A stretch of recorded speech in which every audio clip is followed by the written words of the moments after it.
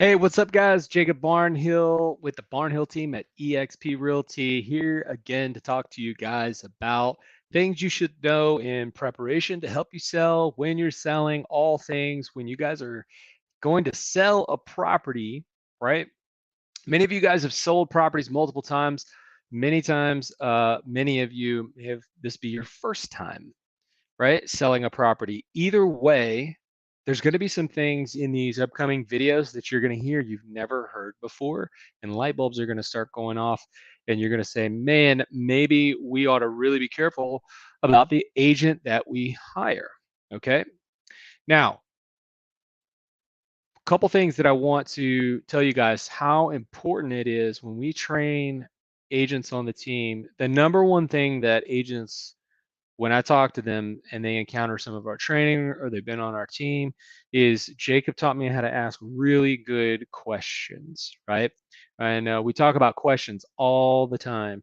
So today we're going to talk about how important some of those questions are and what type of questions you want to be hearing from your real estate agent.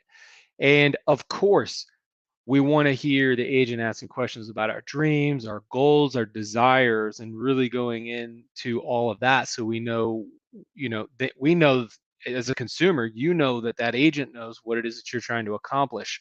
But what are those questions, more importantly, that I want to go over and share with you guys today that are going to help preemptively head off issues in the transaction?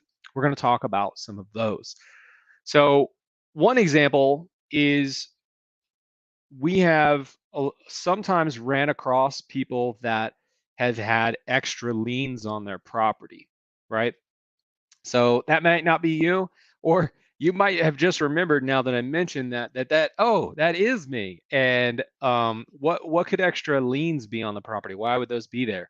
Well, one thing could be that you've had a home equity line of credit. Maybe you tell the agent that you're paid off, but then there's something else going on. If your agent's asking questions around what's ultimately the goal and how are we going to get there? Okay, you want to pay off X amount of debt and we want to have X amount for a down payment and we have a original loan on what you're selling, and they add all that up for you and they put it into a net sheet.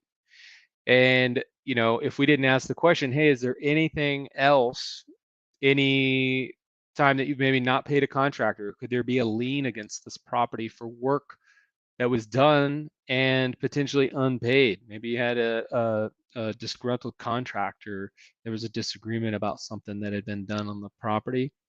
Maybe there's medical liens. Sometimes that could actually be from a medical bill, or that could be sometimes we've had the home modified through a company, and sometimes there can be extra liens that have to be paid off or paid back on the property. Um, Other things could be a second mortgage for some reason, many reasons. There could be a second mortgage on the property.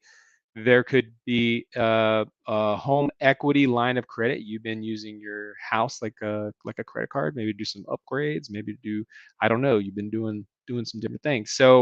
Um, so we want to ask questions around what other things are there that may take us away from where we're actually getting to. One time we had a client who had a $60,000 business lien against the property. And those, ever since then, those have been very deep questions that we want to get into to make sure, just so we try to trigger something that, oh, yeah, maybe there was this thing. And then we want to go investigate that to make sure that we ultimately will meet and accomplish the goals that you have in mind. So there's a lot of, that's just one example of some questions that we want to start asking.